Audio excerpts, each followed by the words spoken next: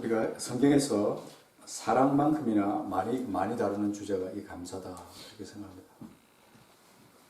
특별히 감사절 절기 때뿐만 아니라 1년 365일 어느 날이든 이 감사가 끊이지 않는 것이 우리 그리스도인의 삶이다 그렇게 생각합니다.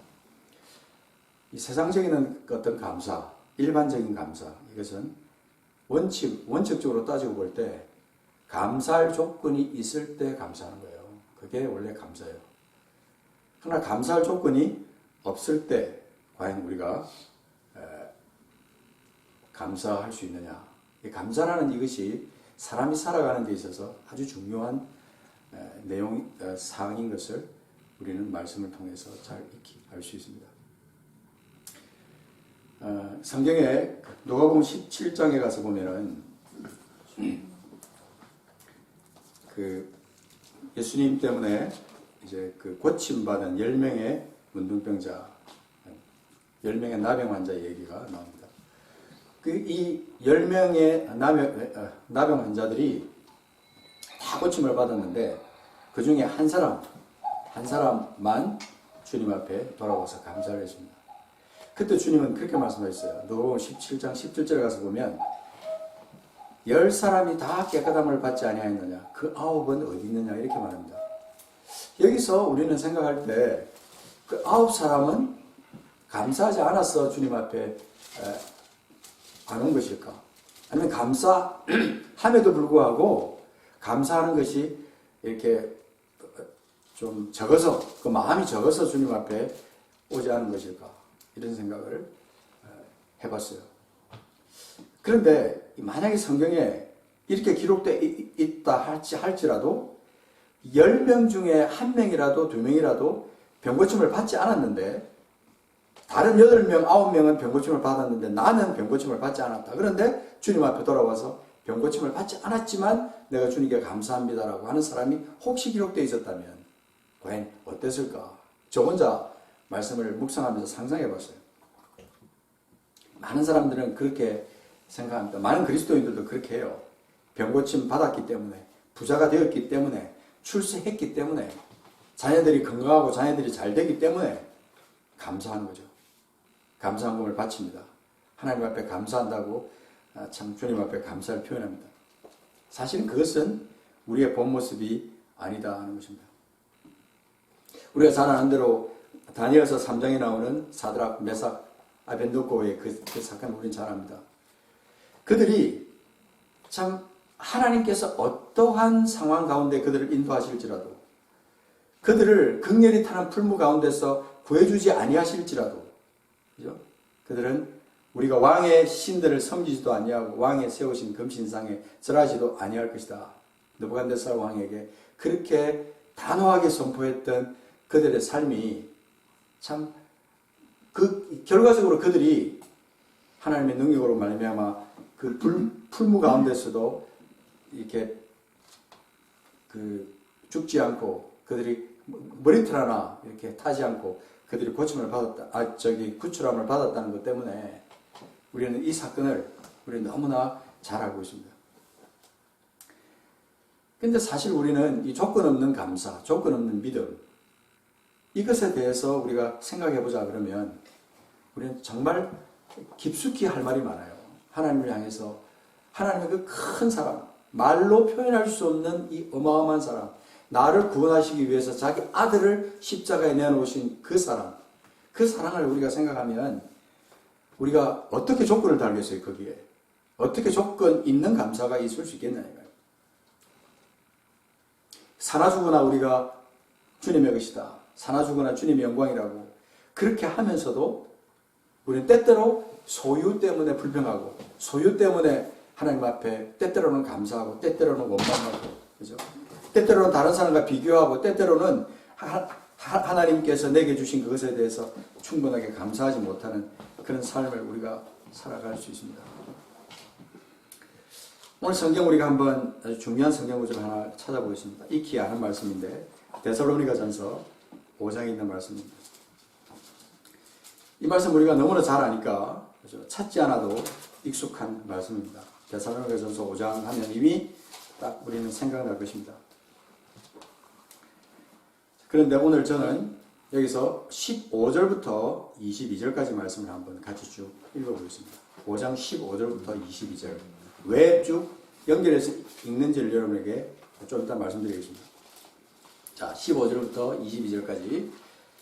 삼가 누가 누구에게든지 악으로 악을 갚지 말게 하고, 데살로니가 전서 5장 15절부터 삼가 누가 누구에게든지 악으로 악을 갚지 말게 하고 서로 대하든지 모든 사람을 대하든지 항상 선을 따르라.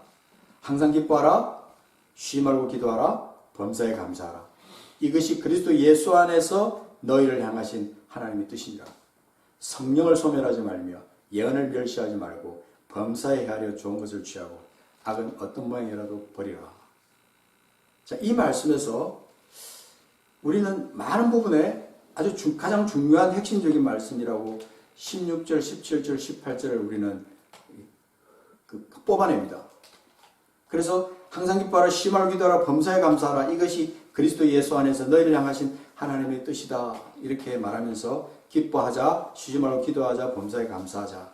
이것이 그리스도 예수 안에서 너희를 향하신 하나님의 뜻이다. 이렇게 말하면서 19절, 20절, 21절 말씀은 이상하게 아주 희미하게 강조하지 않고 사라져버리는 것을 알 수가 있어요. 근데 저는 이 말씀을 읽을 때마다 그런 생각을 했어요. 여기서 핵심이 뭘까? 과연 하나님께서 우리에게 주시고자 하시는 말씀이 뭘까?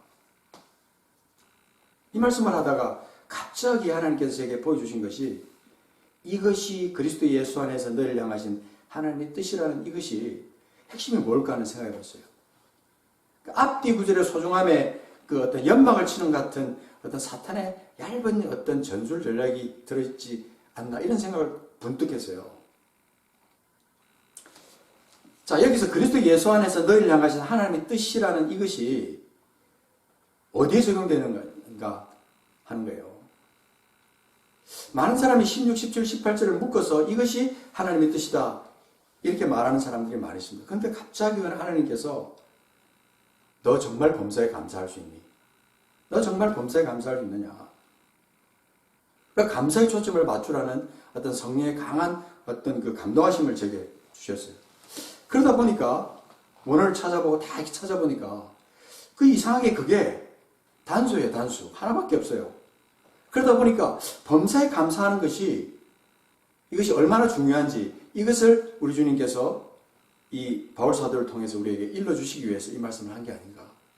이 생각에 정말 정신이 번쩍 났어요. 항상 기뻐하고 쉬지 말고 기도하고 성령을 소멸하지 말아야 되고 예언을 멸시하지 말아야 되고 범사에 헤아려 좋은 것을 취해야 되고 악은 어떤 모양이라도 버리는 이것을 하나님은 아주 기뻐하시는데 그 중에 특별히 하나님께서 감사하는 것에 대해서 강조하시고 싶으신 것이었다고 저는 이것을 확인하게 된 거예요.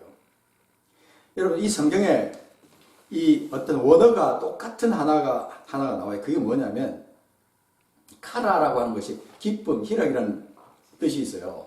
카라가 그 기쁨, 희락이다. 근데 거기서 파생된 단어가 카리스라는 단어. 이게 은혜예요, 은혜.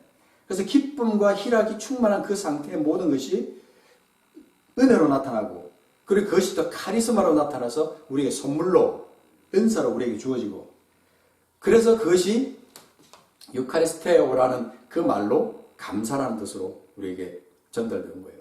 그래서 감사라는 것은 하나님의 은혜로 충만한 어떤, 하나님께서 우리에게 주신 어떤 그 은사로 말미암아 충만한 어떤 상태, 이런 것들로 넘치는 어떤 삶, 풍성한 삶, 이것이 성도가 마땅히 찾아야 될 그런 것이었다는 거죠.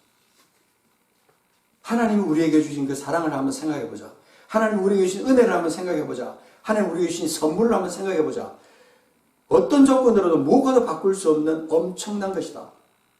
그렇다고 할 때 우리가 정말 하나님 안에서 범사에 감사할 수 있느냐는 거죠. 조건 없이, 아무 조건 없이 모든 일에 하나님 앞에 감사할 수 있느냐.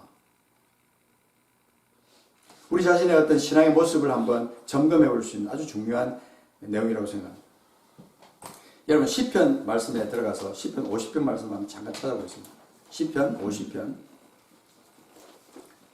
여기도 유명한 말씀이 한 구절 기록되어 있습니다. 자, 시편 50편 말씀입니다. 이 말씀도 우리가 잘 아는 이 유명한 말씀, 이 말씀만 생각할 수 없는 이유가 여기에 기록되어 있습니다. 50편 유명한 말씀은 마지막 절입니다. 감사로 제사를 드리는 자가 나를 영광롭게 하나니 그의 행위를 옳게 하는 자에게 내가 하나님의 구원을 보이리라. 이 말씀 아주 유명한 찬양도 있잖아요. 그죠?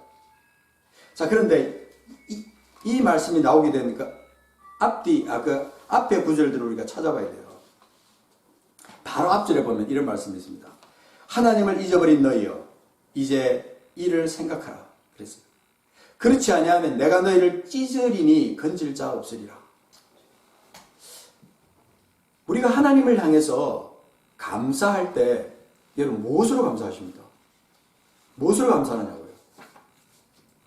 하나님이 여러분을 행복하게 만들어줬기 때문에, 하나님 여러분을 건강하게 만들어줬기 때문에, 하나님 여러분에게 평생 먹고 살 수 있는 재물을 주셨기 때문에, 좋은 부모를 주셨기 때문에, 지혜를 주셨기 때문에, 많은 어떤 감사의 조건들이 있지만 무엇 때문에 여러분 하나님을 향해서 감사하냐는 거죠.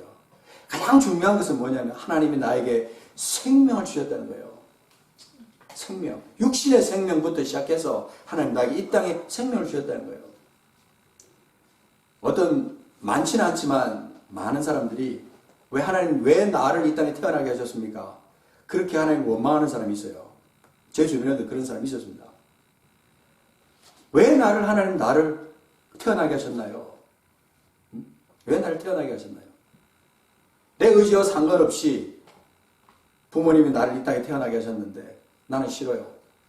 나는 이 땅에 사는 것이 너무 힘들고 그래서 나는 왜 하나님이 나를 이 땅에 태어나게 하셨는지, 하나님 존재는 믿지만 나는 내 출생에 대해서 감사하지 못합니다. 이렇게 말하는 분이 가끔 있습니다. 여러분, 그 사람은요, 제2의 출생, 예수 그리스도로 말미암아 새롭게 거듭난, 물과 성령으로 거듭난 제2의 출생에 대해서 하나님 앞에 감사하지 않기 때문에 그 전 단계, 육신으로 태어난 것에 대해서도 감사할 수 없는 거예요. 예수 그리스도로 말미암아 새롭게 태어난 내가 영으로 거듭난 이것은 육신으로 태어난 것도 복이지만 그보다 더 큰 어마어마한 복이 우리에게 있다는 사실이에요. 여러분 거기 보면 그 16절부터 한번 보십시오. 16절에 보면 악인에게는, 여기 악인이 등장합니다. 자, 악인에게는 하나님이 이르시되 내가 어찌하여 내 율례를 전하며 내 언약을 내 입에 두느냐, 그렇게 말합니다. 자, 내 율례를 전하며 내 언약을 내 입에 두느냐, 이 말은 하나님을 안다는 뜻이에요. 그리고 하나님의 말씀을 전하는 자일 수도 있고, 그죠? 그래서 율례를 전하며 하나님의 언약을 갖다가 입에 두는 자라고 그러면 하나님을 알 만큼 아는 사람이래요. 이 말이에요. 그런데 그 사람이 17절에 보면 내가 교훈을 미워하고 내 말을 내 뒤로 던지며 도둑을 번져 그와 연합하고 간음하는 자들과 동료가 되며 내 입을 악에게 내어주고 내 혀로 거짓을 꾸미며 앉아서 내 형제를 공박하며 내 어머니의 아들을 비방하는도다. 네가 이 일을 행하여도 내가 잠잠하였더니, 굉장히 중요한 말씀입니다. 내가 이 일을 행하여도 내가 잠잠하였더니 내가 나를 너와 같은 줄로 생각하였도다. 그러나 내가 너를 책망하여 내 죄를 내 눈앞에 낱낱이 드러내리라 하시는도다. 하나님을 알고 있으면서도 하나님의 율례를 알고 그 언약을 입에 두고 전하는 사람이라 할지라도 숨은 그 깊숙한 곳에 하나님에 대한 원망, 하나님에 대한 어떤 감사함이 없는 그런 사람이기 때문에 하나님을 두려워하지 않게 되고 하나님 앞에 영광을 돌리지 않으면서 그는 이렇게 하나님이 잠잠하니까 하나님이 나를 그냥 묵과하시나 보다, 이러면서 그냥 지나가는 거예요. 내가 나를 너와 같은 줄로 생각하는도다. 얼마나 무서운 말씀인지 몰라요. 그래서 22절에 그럽니다. 하나님을 잊어버린 너희요. 하나님을 알지만 하나님을 잊어버렸다는 거예요. 하나님의 그 엄유함을, 하나님의 능력을, 하나님의 공의를 알면서도 하나님을 잊어버린 너희요. 하나님의 존재 자체를 잊어버리고 아니면 잊어버린 것처럼 그렇게 살아가는 너희요. 이제 이를 생각하라. 그렇지 않으면 내가 너를 찌저리니 건질 자 없을 것이다. 그러면서 하시는 말씀이 감사로 제사 드리는 자가 나를 영화롭게 하나니. 하나님을 영화롭게 하는 어떤 행동들이 딴 거 아무것도 없어요. 무슨 어떤 원대한 어떤 그런 것을 말하는 게 아니라 여기 보면 감사로 제사를 드리는 자, 그가 하나님을 영화롭게 한다는 거죠. 그리고 또 한 가지 중요한 것은 그렇게 하는 자는 뭐가 연결이 되냐면 행위가 연결이 되는 거예요. 하나님을 그렇게 인정하면서 하나님 높으심을 인정하면서 하나님의 구원을 생각하고 하나님 앞에 감사하면서 살아가는 사람이 어떻게 그 행위가 엉망이 될 수 있느냐. 그의 행위를 옳게 하는 자에게 내가 하나님의 구원을 보일 것이다. 하나님의 구원 앞에서 기뻐하고 내가 구원받았다고 하나님이 나를 사랑하셨다고 나를 구원하셨다고 예수 그리스도로 말미암아 나를 구원하셨다고 그렇게 생각하면서 그 행동 자체에서 하나님 앞에 감사하는 자처럼 살지 않는 자가 있을 수 있습니다. 저는 성경 읽다가 가인을 볼 때마다 그런 생각이 들었어요. 감사가 없을 때 나타나는 당연한 현상, 그의 삶의 가장 중요한 모습이었어요. 그래서 불평했습니다. 원망했습니다. 동생 아벨이 드리는 제사를 하나님이 받으시는 것에 대해서 그는 도저히 참을 수가 없었던 거예요. 여러분, 이 세상에 충만한 것은 사실 불안이고 좌절이고 비교의식이고 뭔가 이렇게 하나님과 반대되는 어떤 그런 것으로 꽉 차 있어요. 그런데 우리를 이렇게 일시적으로 안정되게 하는 것들이 있습니다. 법이 있고 윤리가 있고 제도가 있고, 그죠? 일시적인 어떤 나의 어떤 편안한 감정 이런 것들이 있어요. 그러나 인간의 근본은 흑암의 권세에 눌려 있기 때문에 그 흑암의 권세를 넘어설 수 있는 권세가 힘이 하나님 안에 있지 않으면 없어요. 그래서 그것을 넘기 힘들어요. 그래서 하나님의 평안을 누릴 수도 없고 하나님의 사랑을 정말 그렇게 삶 가운데 만끽하면서 살아갈 수도 없는 거예요. 그래서 늘 우리는 남과 비교하면서 살면서 불평하고 원망하게 돼 있어요. 여러분, 우리 요즘 흔히 나오는 그 말 중에 수저계급론이라는 게 있어요. 수저계급론. 여러분 잘 아실 거예요. 그죠? 뭐 흙수저, 금수저 이런 말씀이죠. 그런 어떤 이론들이 있어요. 그래서 내가 흙수저냐, 금수저냐, 부모의 어떤 그 재산, 부모가 이루는 그 재산 때문에 내가 태어날 때부터 나는 은수저를 가지고 물고 사는 사람이다. 영어에서 이제 그게 시작이 됐어요. 그래서 처음에는 은수저로 시작했다가 지금 금수저로 이제 바뀌었지만 이건 사실은 우리가 하나님을 향해서 감사하지 못하는 우리의 모습 그대로 적나라하게 보여주고 있는 거예요. 그래서 금수저, 흙수저 그러니까 당연히 뭐 그냥 나는 흙수저야, 저 사람은 금수저야, 뭐 이런 식으로 자꾸 남과 자신을 비교하는 거예요. 신세 타령을 하는 거죠. 여러분, 내게 주신 생명 이것에 대해서 원초적으로 하나님 앞에 감사할 수 있어야 돼요. 내게 육신을 주신 하나님이 내게 다시 새롭게 내 영을 거듭나게 하신 하나님, 그것은 하나님의 은혜예요. 카리스예요. 그래서 내게 카라가 기쁨이 넘치는 거예요. 그래서 넘치는 하나님의 사랑으로 다시 태어난다. 나는 누구냐면요, 영적 금수저예요. 할렐루야. 아멘. 나는 하나님 안에서 내가 영적 금수저라고요. 그래서 나는 내 영이 우리 아버지가 하나님이세요. 부자 아버지, 그 하나님이 내 아버지라고요. 아멘. 그거 우리가 잊어버리면 근본적으로는 이 땅에 살아갈 때 늘 불평과 원망과 비교식에 늘 사로잡힐 수밖에 없는 연약한 존재라는 겁니다. 예수 그리스도 안에서 새롭게 거듭난 우리는 하나님의 사랑으로 감사로 넘치는 감사로 도를 터득한 사람들이에요. 그래서 우리는요, 어떤 사람들이냐면 디모데전서 4장 3절에 보면 이런 말씀이 있습니다. 제가 그냥 읽을게요. 디모데전서 4장 3절에 보면 혼인을 금하고 어떤 음식물은 먹지 말라고 할 테이나 음식물은 하나님이 지으신 바니, 중요한 말이 있습니다. 믿는 자들과 진리를 아는 자들이 감사함으로 받을 것이니라. 이 감사는요, 모든 것을 포괄할 수 있는 힘이 그 속에 있어요. 믿는 자들과 진리를 아는 자들이 감사함으로 받을 것이니 하나님께서 지으신 모든 것이 선함에 감사함으로 받으면 버릴 것이 없나니 하나님의 말씀과 기도로 거룩해지니라. 하나님의 말씀과 기도로 거룩해진 사람들은 감사함이 넘치는 사람들이에요. 감사함이 넘치게 되면 그 속에 뭐냐면요, 믿음과 진리를 아는 어떤 그것으로 풍성해지는 거예요. 그래서 어떤 상황 가운데서도, 그죠? 어떤 환경에 처해서도 그것을 적응할 수 있는 힘이 그 속에 있는 거예요. 그래서 하나님이 지으신 모든 것이 선하다 그렇게 말하면서 감사함으로 받으면 버릴 것이 없다 그렇게 말합니다. 여러분, 에베소서 5장 19절에 보면 시와 찬미와 신령한 노래들로 서로 화답하며 너의 마음으로 주께 노래하며 찬송하며 범사에 우리 주 예수 그리스도의 이름으로 항상 아버지 하나님께 감사하며, 그런 말씀이죠. 그러니까 범사에 우리 주 예수 그리스도의 이름으로 모든 일에 우리 주 예수 그리스도로 말미암아 아버지 하나님께 감사하는 자, 그리고 그리스도를 경외함으로 피차 복종하는 사람들의 공동체, 이게 교회예요. 그러니까 감사가 빠져버리면, 하나님에 대한 감사가 빠져버리면 첫째로 다른 사람에 대한 감사는 절대로 있을 수가 없어요. 하나님에 대한 감사가, 하나님 아버지께 감사하는 그 감사가 우리 속에서 자연적으로 나오고 입에서 나오고 내 모든 감정 가운데, 내 행위 가운데 그것이 자연스럽게 행동으로 나타나게 되면 성숙함이 나오는 거예요. 풍성함이 나오는 거예요. 넉넉한 모습들이 우리 가운데 나오는 거예요. 감사가 빠지니까 교회가 세상처럼 되어버립니다. 그래서 모든 것을 비교하고 세상적인 원리로 잣대를 대고 서로 평가하고 서로 비판하고 서로 비교하는 그런 것이 우리 속에 있게 된 거예요. 그래서 우리는요,